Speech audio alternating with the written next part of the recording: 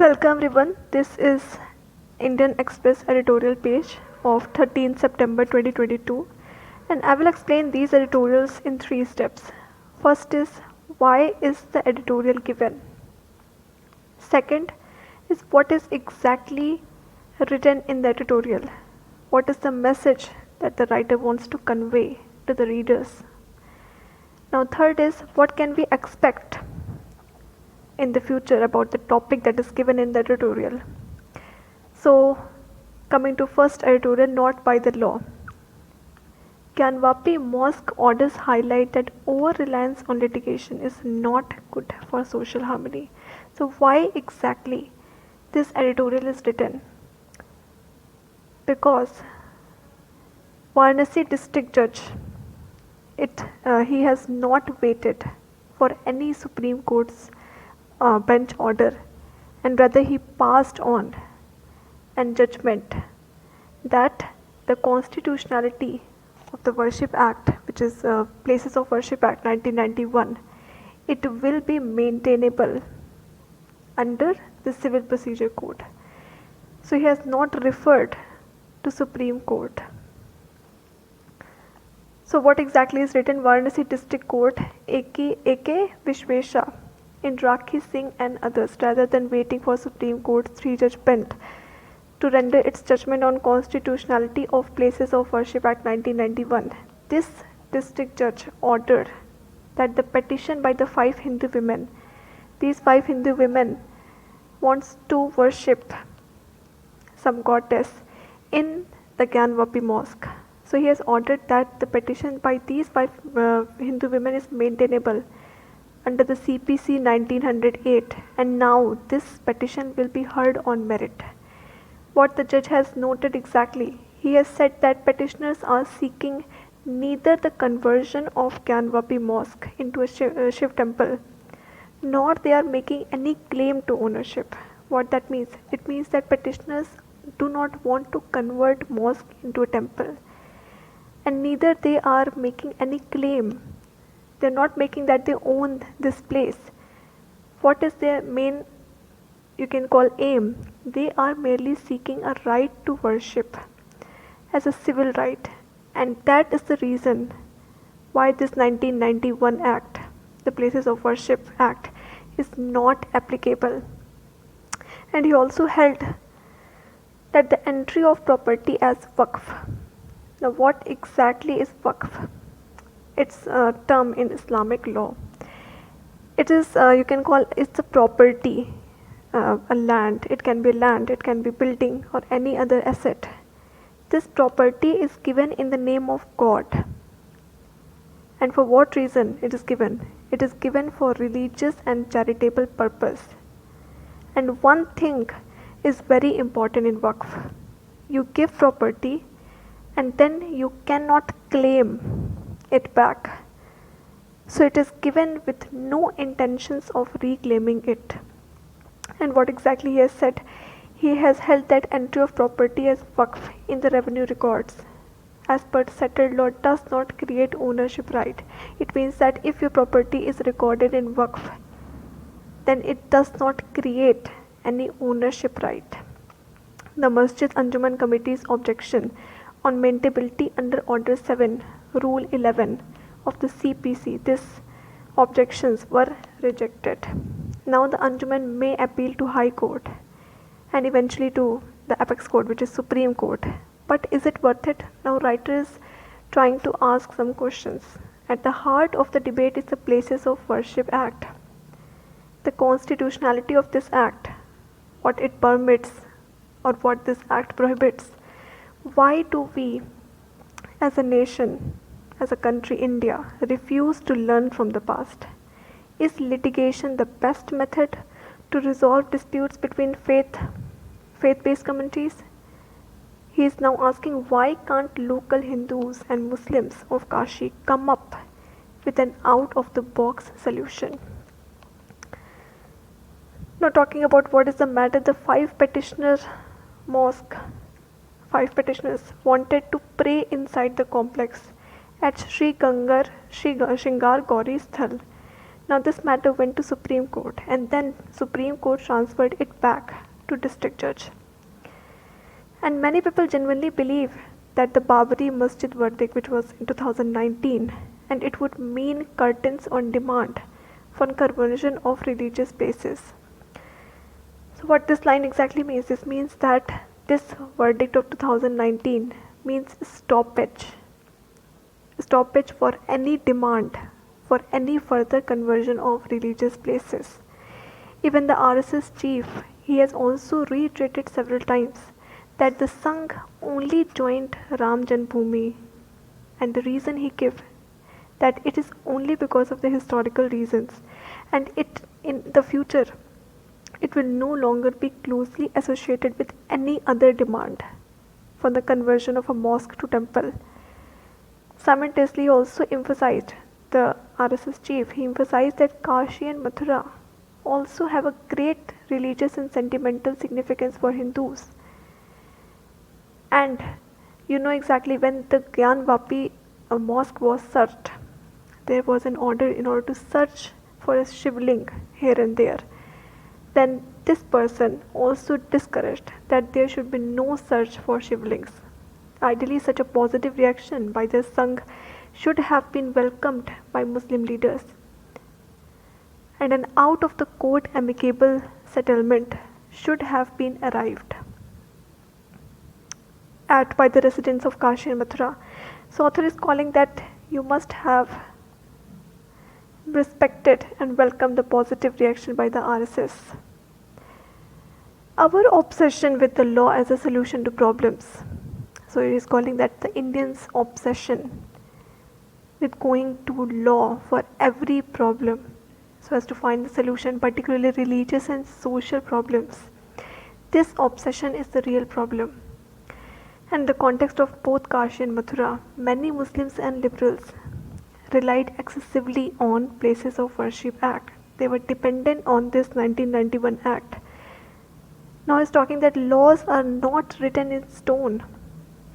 They are not permanent. They are routinely amended and struck down. Moreover, we can say law is what the judge say it is.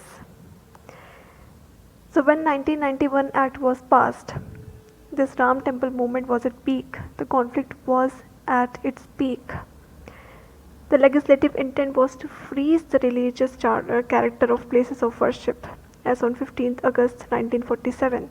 So what does law exactly say? This says that you cannot convert a religious place that were made, or you cannot convert them after 15th August 1947. The law, this law, 1991 law, has exempted the ongoing Babri Masjid dispute from its purview. And this is the reason why most of the Muslim leaderships at that time when this law was passed, they did not welcome it wholeheartedly. So at that time they did not welcome it. Now what's the matter? Strangely today the same leadership swears by this law. They are using this law. The unanimous five-judge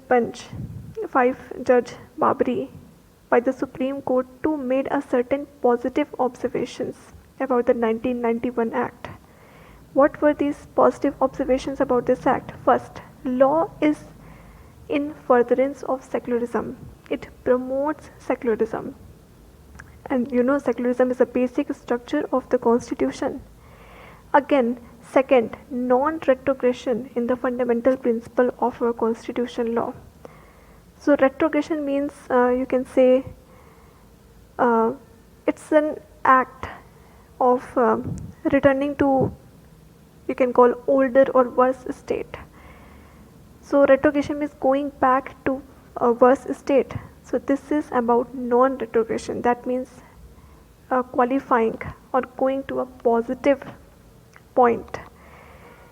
So this is also a fundamental principle of our constitution. You should not go back to worse laws, worse state. You should move ahead for more positivity in society.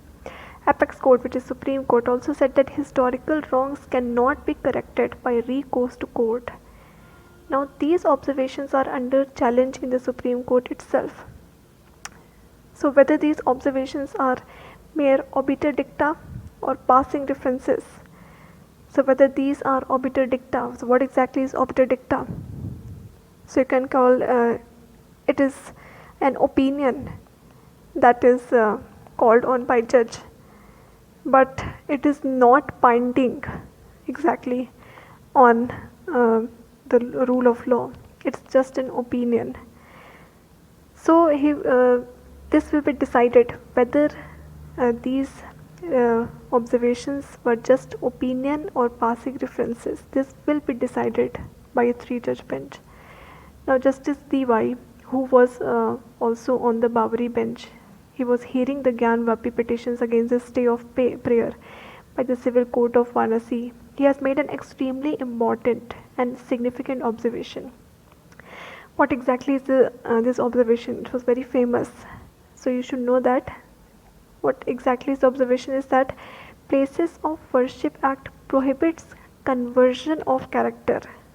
So you cannot convert any Gurudwara into temple. You cannot convert any mosque into temple or temple into mosque, temple into Gurudwara.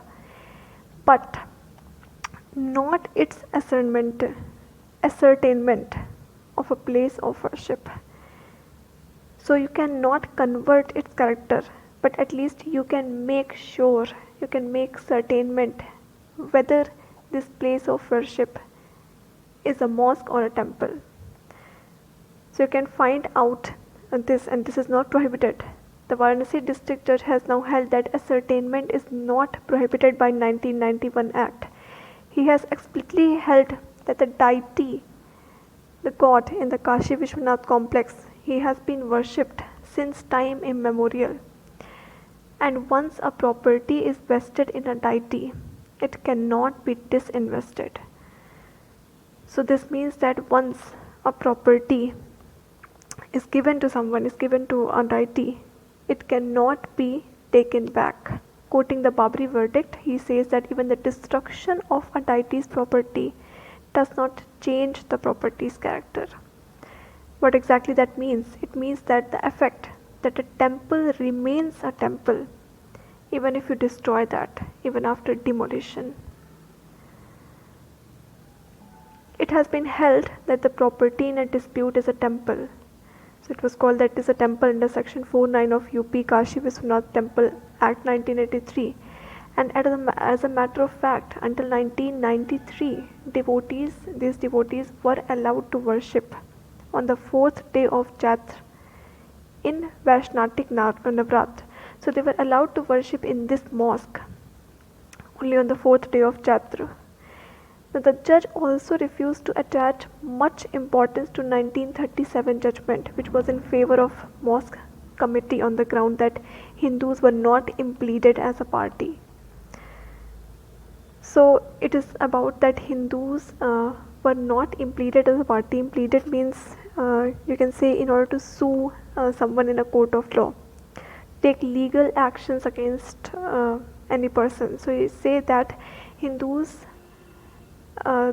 any legal action was not taken against Hindus. So just like Babur, it was argued that Aurangzeb did not create any waqf. Moreover, the bar of entertaining such dispute, which was under section 85 of the Waqf Act, this Waqf Act does not apply to non-Muslims and strangers to the alleged waqf property. So it's an Islamic law. Waqf Act is an Islamic law. It does not apply to any non-Muslim. So this finding will indeed open a Pandora box of similar cases. It can also open up other cases too. In a legal battle, judgment can go either way. So any party can win. A major shortcoming of litigation, or you can call a major defect of litigation, is that only one party wins. So this is true. We know only one party wins. In arbitration, mediation, and out of court settlement. So if you do mediation, if you do out of the court settlements between two parties, then both parties can emerge as winners. Both get something. Even on Ayodhya case, Atal Bihari Vajpayee has once suggested that let the mosque be retained, but give us the other portion of complex for the temple. Even the High Court judgment of each party getting one third of the complex was not acceptable to anyone. So, this kind of things occur. People do not accept. This author has always been an advocate of amity. So he's talking now about himself. He's talking that he is always an advocate of amity and harmony, unity between religious communities so that constitutional ideal of fraternity is achieved, and also the rich composite of cultural heritage of our country is preserved. He's talking that multi-faith prayer room, these are quite common at Western airports. So why in India is it absolutely impossible to create such places for prayer of these 5 women petitioners without disturbing Muslim prayers? So is there any possibility of conceding at least silent prayers? True, there is possibly no end to increasing assertion of such demands. Yet a path different from Barbary dispute is worth exploring. So he's talking that you should not go for everything, every religious thing to court. Can find another path which is different. Let a step in the direction of communal amity be not rejected as a surrender by the minority. Let the majority assure minorities about the sanctity of their other places of worship. He's talking about Hindus. Hindus are majority in India. He's talking that let Hindus assure that Muslims about their sanctity, about the sacredness of their places of worship, so that an environment of mutual trust is created. So we see in this editorial, we see a feeling of unity. So this writer is continuously trying to make a sense. He is trying to exactly say that you should not go to court for every settlement. Do it out of the court. Mediate things out. And also talking about multi-faith prayer rooms that are common at Western airports. So why not these things be made in India? Why not just worship Hindu and Muslims in together? So this is, you can say, it was about this order that he has highlighted. Now we will come to our second editorial, which is a setback for Moscow. So why exactly this editorial has come? Because Ukraine is now in a good momentum. You see, there was a news that has come that Ukraine is trying to get back all the land that Moscow has invaded since the start. So that is why Mr. C. Rajamohan is trying to evaluate what exactly will be the future, what exactly will be the outcomes of the war. Obviously no one knows exact outcome, but at least we can predict. So all major powers are beginning to take a fresh look at the potential outcomes of the war and recalibrate their geopolitical calculus. India will not be an exception. It might be too early to call it a Russian rout. So what exactly that means? Rout is a word. It means to defeat an enemy completely and force them to run away. So we cannot call that Russia is forced to run away, as some in the Western media have described it. But it is a major military retreat. Russia suffered a serious setback in Ukraine over the weekend. Unless Moscow can quickly get the Russian military act together, the new momentum, the new pace, the new speed that is in the favor of Ukraine, Kiev, which is the capital of Ukraine, this new momentum could prove to be the decisive moment in the war for Ukraine. Now all major powers are beginning to take a fresh look at the potential outcomes of the war, and they are now recalibrating. It means they are now changing the way they think about their geopolitical calculus. India will not an exception. Triggering a fresh look at the war is the lightning offensive by Kiev. So we have seen that in the news that Ukraine's armed forces, they have captured some key towns in the northeast of the country that were under Russian occupation. So it's taken its land back that Russia invaded. Now Russia has formally acknowledged that it has pulled out of a large part of Kharkiv region, and now Russia is regrouping to mount a better defense of its territorial gains in Donbas region. So two regions were particularly invaded by Russia. First Kharkiv, second Donbas. Kharkiv has been taken back by the Ukraine. Now it is trying to maintain its defense in the Donbas region. The latest report suggests that Ukraine has regained estimated area of 3,000 square kilometers and now threatening to take more, including the regions in the eastern part of the country that have been under Russian control since 2014-15. So Ukraine will take back the land that you have taken since February 24th, 2022, and also the land from 2014 and 15. So what exactly he's talking about? He's talking about Crimea. It was Crimea that was taken by Russia in these years. But Ukraine has a long way to go before it can push the Russian forces back into their own territory. There are moments in a war when balance of power shift in favor of one of the belligerents. So what exactly belligerents mean? Belligerents mean, you can say, someone who is trying to fight, someone who is trying to argue. So it goes in favor of one of the fighter. So are we at the moment now in Ukraine? Until this weekend, the consensus view was that prolonged stalemate between the two sides is likely to endure, and that any plan for terminating the war must come to terms with that reality. So consensus view, the main view was that this prolonged stalemate. And what exactly is stalemate? Stalemate, you can call, is a situation in which neither group that is involved in a fight can win, and neither group can get an advantage, so no action can be taken. So it was estimated that this stalemate will be endured, will stay, and any plan for terminating the war must come to terms with that reality.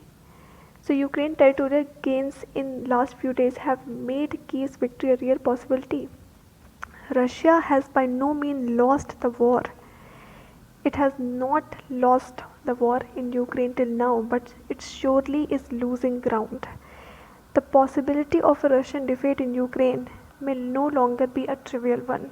And this is not the first time that Russia has to pull back in the last 7 months.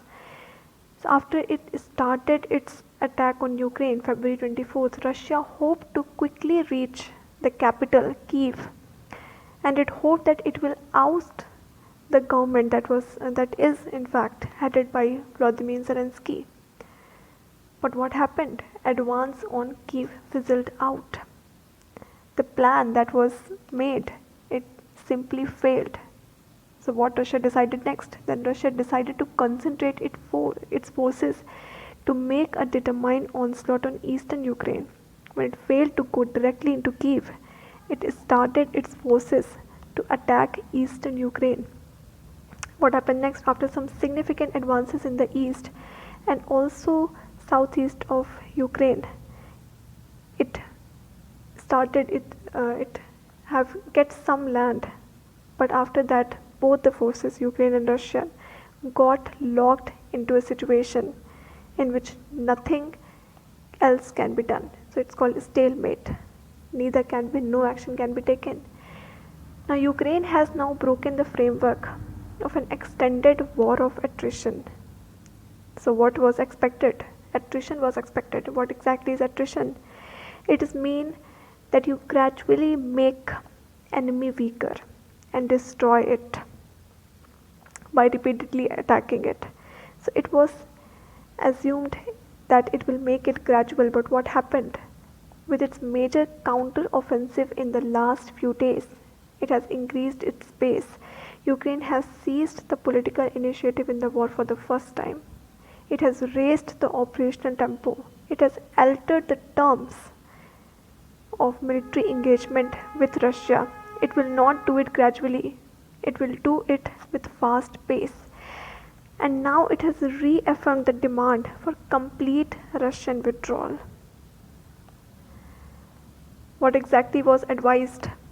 What exactly the advice was given to Zelensky? He is demanding for complete Russian withdrawal, but he was advised to settle for a territorial compromise with Russia. So he was advised that you give some part of Ukraine to Vladimir Putin. But now he has increasingly sounded upbeat and he is now tough. He is now laying new conditions for peace.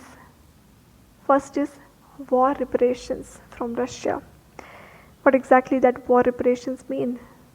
What exactly reparations mean? Reparations mean the payment that is made by a defeated nation after war.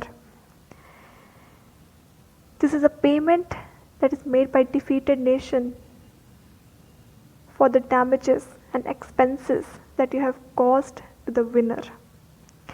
So it's talking about taking war reparations from Russia and also war crime tribunal to render justice to victims of Putin's invasion. These are international war crime tribunals. They do take decisions when someone or some nation do war crimes or do humanitarian crimes.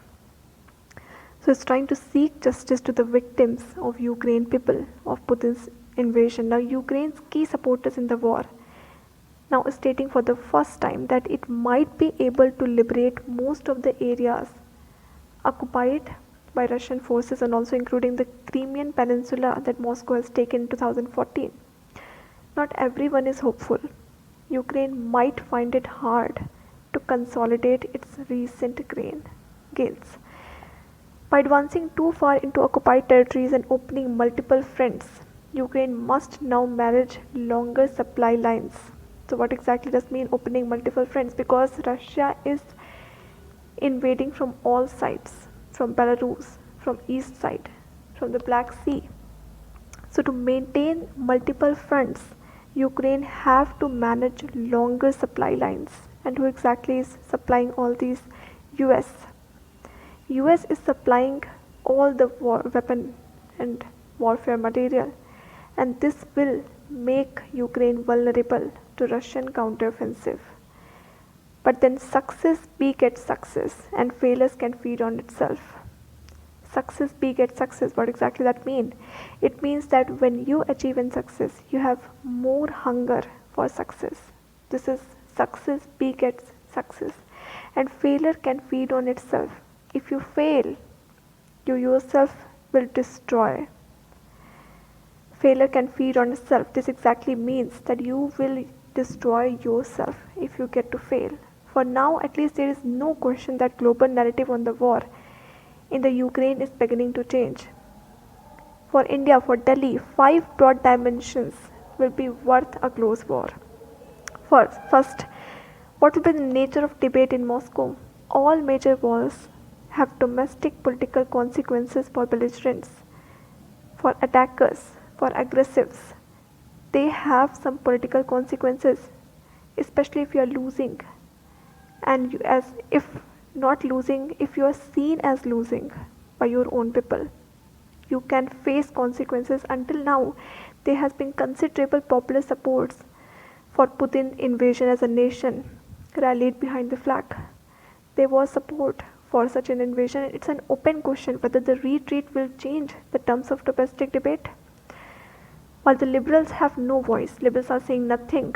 Early signs of criticism of Russian military operations are now coming from the right-wing cheerleaders of the invasion. So who exactly are the right-wing cheerleaders? So this exactly means that once the people of right-wing who were doing cheerleading for the invasion, now they are doing criticism of the same Russian military operations. Who are these people? France, Italy, Austria. These 3 countries were supporting the invasions. They were considering Putin as a hero. Now they are showing some criticism. So this is in Europe. Also, US have seen its right-wing supporters of such an invasion. They are also now criticizing it. Second is will soon have to make major decision on recasting Russian military strategy. Persisting with the present policy is no longer a credible course. Russia has taken heavy losses of manpower and also a lot of loss in equipment in the last 6 months. Now, what Putin could reconsider? He could consider a general war mobilization that he has avoided so far. He can also escalate this confrontation to higher level that can include threat to use nuclear weapons. All of that, all of these reasons have their risk of their own. So he could of course cut his losses and sue for peace. All these options carry risk of their own. What is the third thing that Delhi have to keep in mind? Third is the impact of military setback in the Russian sphere of influence. What is the major aim of this war? Putin wants to expand the Russian zone of influence in Eurasia. So if Moscow is seen as failing in Ukraine, it could weaken the Russian influence where it is dominant now. If Moscow fails, it can have no dominance in this Eurasia. Belarus could well turn out to be a test case. The president of Belarus, who is Alexander Lukashenko, he has crushed the popular democratic opposition with the help of Putin. So in his country, in his Belarus, he crushed opposition. Now he is finding a resurgence of internal resistance in his own country. The own country is resisting him. And why exactly is resisting the president? Because he is supporting a war. Belarus is in Russian side. What is the fourth thing that Delhi has to check out? Putin had bet that European dependence on Russian natural gas supplies will make it hard to sustain the initial united stand in the favor of Ukraine. What exactly that means? Europe has a standard against Russia in the name of democracy. What mistake Europe has made that it has not checked out its dependence on gas. Europe is very much dependent on gas. So first it should have maintained a second option for the import of gases, and then it have deployed some economic sanctions. The Russian energy war, it was all made to shake up European politics. And we see energy bills rise, and also popular discontent is now growing in Russia as well as in Europe as well as UK. Movements on the left and right in Europe, these are opposing the war, and many European governments will like to see a quick end to the conflict before the winter sets in, because in winter energy need increases, the demand increases in order to keep the homes warm. So it will like this war, this conflict to end before the winter. But since the Ukraine gains and sustained US pressure could compel the Europeans to stay the course. But we see Ukraine is now gaining, so it will move forward to gain more. And sustained US pressure, these both things can compel the Europeans to stay the course. It could make their dreams only a dream. This war may not end before winter. A lot will depend on how US might help Ukraine build on the current military momentum. What is the fifth thing that Delhi have to keep in mind? China will have some hard thinking to do as Russia struggles to regain the initiative in Ukraine. China will think second. Putin and Xi Jinping announced an alliance. They both have announced that their relationship is without limits and there are no forbidden areas that Russia and China will not support. Although Beijing has lent political support to Moscow in Ukraine, but it has held back from substantive material support. No war materials are sent from China to Russia till now. So what exactly that means? A potential Russian defeat and Western triumph. So this defeat of Russia and winning of West, that means US, in Ukraine can change the nature of China's relation with both Russia as well as US. And this change can also send strategic ripples across Eurasia and Indo-Pacific. And this means that if such relations are changed, then it will have its effect on Eurasia and Indo-Pacific. In the last few months, Delhi's focus has been on managing the economic consequences of war in Ukraine. So Delhi is busy in managing economic consequences and also limiting the impact of war on India's security. Now this intensive diplomatic season this month, which is you see SCO is coming, UN General Assembly annual session is also coming. So this intensive diplomatic season this month, including this week's regional summit in Samarkand, which is in Uzbekistan. And what exactly is this regional summit about? It's about SCO, Shanghai Cooperation Organization. It will contain India, China, Russia, Pakistan. So all these will be in one table. And also the annual session of UN General Assembly in New York. These both sessions should give India a good sense of the changing dynamic in Ukraine, and that will help India to develop an effective response. So this was all in this editorial. We see 5 points were important here, and here the author, the writer have you can say he has forecasted, assumed that if Russia gets defeated, what will be the impact on the whole world. So you see this article was very important, and you can read this both these editorials as well.